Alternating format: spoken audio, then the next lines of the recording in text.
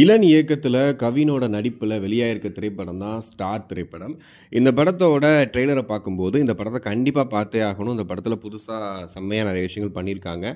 கவின் ஒரு சூப்பரான ஆக்டர். அவர் கண்டிப்பா இந்த படத்துல ஒரு பெரிய சர்ப்ரைஸ் வச்சிருக்க போறாரு, அப்படின்ற எக்ஸ்பெக்டேஷனோட தான் இந்த படத்த பார்க்க போயிருந்தோம்.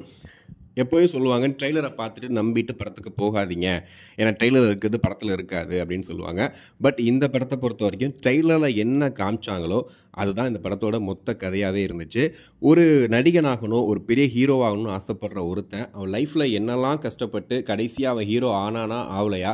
அவன் லைஃப்ல என்னென்ன ஸ்ட்ரகிள்ஸ்லாம் ஃபேஸ் பண்ணி கடைசியா வின் பண்ணானா, இல்லையா? அப்படிங்கிறது தான் வந்து இந்த படத்தோட மொத்த கதையா இருந்துச்சு. இது மாரி பல படங்கள் வந்திருக்கு. எடுத்துக்காட்டுக்கு முகவரியை சொல்லலாம். அது ஒரு மியூசிக் டைரக்டரா ஆகணும்னு ஆசைப்பட்டு அஜித் அவர்கள் ரொம்ப போராடி கடைசியா ஆனாரா, ஆகலையா? அப்படின்ற மாரிலாம் முடிச்சிருப்பாங்க. ஜெர்சி படத்த எடுத்துக்கிட்டீங்கன்னா, ஒரு கிரிக்கெட் பிளேயர் ஆகணும்னு ஆசைப்பட்டிருப்பாரு. எம்.எஸ். தோனி அன்டோல்டு ஸ்டோரியும் கிட்டத்தட்ட அதே மாரி தான். ஒரு கிரிக்கெட் பிளேயரா ஆகணும்னு ஆசைப்பட்ட தோனி எவ்வளோ கஷ்டப்பட்டு கிரிக்கெட் பிளேயர் ஆனாரு அப்படின்றதையும் வந்து காமிச்சிருப்பாங்க. இந்த மாரி வரிசையில தான் இந்த படமும் இருக்கும் அப்படிங்கிற மாரி தான் நம்ம வந்து படத்துக்கு போயிருந்தோம். பட் இந்த படத்த பொறுத்தவரைக்கும் இவ்ளோ அழகான பிளாட்டு, ஒரு சூப்பரான ஆக்டர் கவின், அதோட சேர்த்து குடுத்திருந்த எல்லா காஸ்ட் அண்ட் க்ரூவும் பார்த்தீங்கன்னா, அவ்ளோ சூப்பரா குடுத்திருந்தாங்க. இத விட ஒரு பெரிய ஒரு ப்ளஸ்ஸா இருந்தது யுவன் சங்கர் ராஜாவோட மியூசிக். ஒவ்வொரு இடத்துலையும் எமோஷனல் பிஜிஎம்மா இருக்கட்டும், இல்ல ஒரு இன்ட்ரோவா இருக்கட்டும், ஒரு ஹீரோவோட எலிவேஷனா இருக்கட்டும், எல்லாத்துலயுமே வந்துட்டு சூப்பரா ஒர்க் பண்ணிட்டு இருந்தாரு. ஸோ இப்பேற்பட்ட ஒரு காம்போ வச்சுக்கிட்டு, எந்த இடத்துல எலன் மிஸ் பண்ணாரு அப்படிங்கிறத மட்டும் தான் இந்த வீடியோல பார்க்க போறோம். ஃபர்ஸ்ட் ஆஃப் ஆல் வந்து ஒரு மோட்டிவேஷனல் ஸ்டோரி அப்படின்னும்போது டயலாக் வந்து ரொம்ப கிரிப்பா இருக்கணும். அப்பதான் வந்து அந்த படம் ஆடியன்ஸ் கிட்ட ரொம்ப ஈஸியா போய் கனெக்ட் ஆகும். இந்த படத்த பொறுத்தவரைக்கும் அவ்ளோ இடத்துல டயலாக் மூலியமா பயங்கரமா நம்மள என்கேஜ் பண்ணியிருக்கலாம். எடுத்துக்காட்டுக்கு ஜிகர்தண்டா படம் வந்து கிட்டத்தட்ட இதோட சேர்ந்த படம் தான். ஒரு டைரக்டரா ஆகணும்னு ஆசைப்படுற சித்தார்த் வந்து ஒரு கட்டத்துல உடைஞ்சு போய் உட்காருவாரு. அப்ப ஒரு பக்கத்துல வந்த அந்த பெரியவரு அவர்கிட்ட ஒரு அட்வைஸ் பண்ணுவாரு. வாய்ப்புன்றது ஏஞ்சல் மாதிரி. அது வரும்போது கப்புன்னு புடிச்சுக்கணும் அப்படின்ற ஒரு அட்வைஸ் சொல்லுவாரு. அது ரொம்ப சின்ன விஷயம் தான். பட் அது பெரிய இம்பாக்ட்டா அந்த படத்துக்கு ஒரு பெரிய பில்லரா இருந்துச்சு. அந்த இடத்துல இருந்து அப்படியே பார்த்தீங்கன்னா, அந்த படத்தோட மொத்த ஸ்க்ரீன் பிளே, மொத்த விஷயமும் அப்படியே மாறும். ஸோ அது வந்து பார்க்குற ஆடியன்ஸ்க்கு ரொம்ப கனெக்டடா இருந்துச்சு. ஸோ அந்த மாரியான விஷயங்கள் இதுல இருந்துச்சா அப்படின்னு கேட்டீங்கன்னா, எல்லாத்தையுமே தனித்தனியா காட்டியிருந்தாங்க. அதாவது ஒரு சீன் சூப்பரா இருக்கு அப்படின்னு சொல்லி நீங்க பார்த்துட்டு இருந்தீங்க. சரி கனெக்ட் ஆகலாம். இந்த சீன் சூப்பரா இருக்கு அப்படின்னு போயிட்டு இருக்கும்போது, டக்குன்னு கட் பண்ணி ஒரு லவ் சீன் காட்டுறாங்க. அதுக்கப்புறம் வந்துட்டு ஒரு நார்மல் ஒரு லைஃப்ல எப்படி போயிட்டு இருக்காரு, எவ்வளோ கஷ்டப்படுறாரு அப்படிங்கிறத காட்டுறாங்க. ஸோ இதெல்லாம் இந்த படத்தோட ஒரு மைனஸா இருந்துச்சு.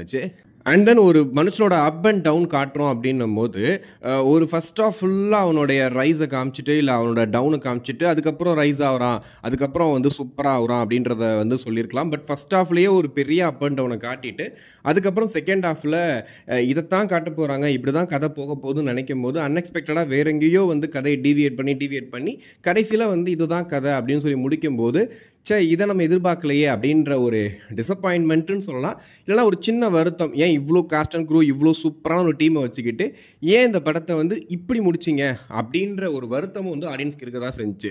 சரி இவ்வளோ விஷயங்கள் குறையா இருக்கே, மற்றபடி இந்த படத்தில் ப்ளஸ்ன்னு எதுவும் இருக்கா அப்படின்னு கேட்டிங்கன்னா, ஒரு ஃப்ரெஷ்ஷான ஃபீல் வந்து கவின் கண்டிப்பாக இந்த படத்தில் கொடுத்துருக்காரு. அந்த ஸ்டார் அப்படிங்கிற அந்த டைட்டில் ஆரம்பித்து என்ன மாதிரியான ஒரு கேரக்டரை ஹேண்டில் பண்ணியிருக்கோன்றத ரொம்ப சூப்பராக கவின் வந்து அழகாக ஹேண்டில் பண்ணிட்டு போயிட்டு இருந்தார். ஒரு இடத்துல கூட வந்துட்டு கவின் இந்த படத்தில் இவ்வளோ சூப்பராக வந்து பண்ண வேண்டிய படத்தில் இப்படி சொதப்பிட்டாரேன்னு சொல்ல முடியாத அளவுக்கு அவ்வளோ அழகாக ஒவ்வொரு சீனும் சூப்பராக வந்து செதுக்கியிருந்தார். எமோஷ்னலாக இருக்கட்டும், காமெடியாக இருக்கட்டும், லவ் சீனாக இருக்கட்டும், எல்லாத்துலேயுமே அவர் பண்ண வேண்டிய வேலையை ரொம்ப அழகாக பண்ணியிருந்தார். ஆனால் அது கதையோடு ஒட்டுச்சா, இல்லை இந்த சீன் பை சீனாக போகும்போது அது ஆடியன்ஸுக்கு கனெக்ட் ஆச்சா அப்படிங்கிறதான் வந்து பெரிய வருத்தமாக இருந்துச்சு. என்னை பொறுத்த வரைக்கும் ஒரு சினிமாவை தேடி ஓடிட்டுருக்க, சினிமாவில் ஹீரோவாகணும்னு ஆசைப்பட்டுட்டு இருக்க பல பேருக்கு வந்து இந்த படம் வந்து ஒரு கனெக்டடாக இருக்கும். ஆனால் ஜென்ரல் ஆடியன்ஸ் இதை எப்படி எடுத்துப்பாங்க, அவங்க அந்த படத்தை அவங்க கூட கனெக்ட் பண்ணிப்பாங்களா அப்படிங்கிறத வந்து பொறுத்து இருந்தால் பார்க்கணும். ஸோ ஓவராலாக பார்க்கும்போது ஒரு நல்ல படம், ஒரு மோட்டிவேஷ்னல் மூவி, ஒரு முகவரி மாதிரி ஒரு படம் பார்க்க போகிறோம் அப்படின்ற மைண்ட் செட்டோட போனீங்க அப்படின்னா, உங்களுக்கு இந்த படம் வந்து பல டீவியேஷனோட சேர்ந்த ஒரு குட்டி மோட்டிவேஷனாக அந்த படம் இருக்கும். அதை தாண்டி வந்து பெரிய எக்ஸ்பெக்டேஷனோட போனீங்க அப்படின்னா கண்டிப்பாக டிசப்பாயின்மெண்ட்டாக தான் இருக்கும். கண்டிப்பாக நான் சொன்ன இந்த சின்ன சின்ன குறைகளை அவர் சரி பண்ணியிருந்தாரு அப்படின்னா, இந்த வருஷத்தோட ஒரு பெஸ்ட் பிளாக் பஸ்டராக ஸ்டார் படம் இருந்திருக்கும்.